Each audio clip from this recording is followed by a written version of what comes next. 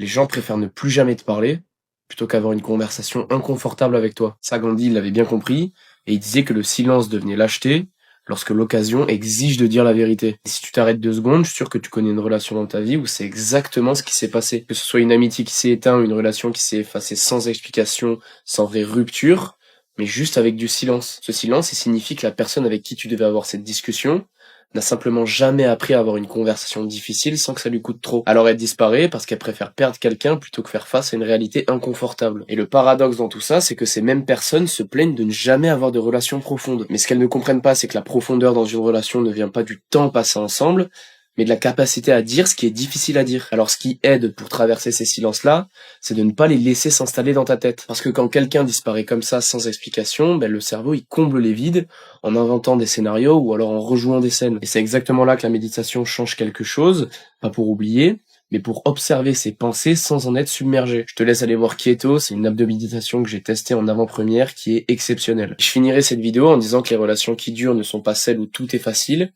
mais c'est celles où les 2 personnes ont décidé de rester même quand c'était difficile.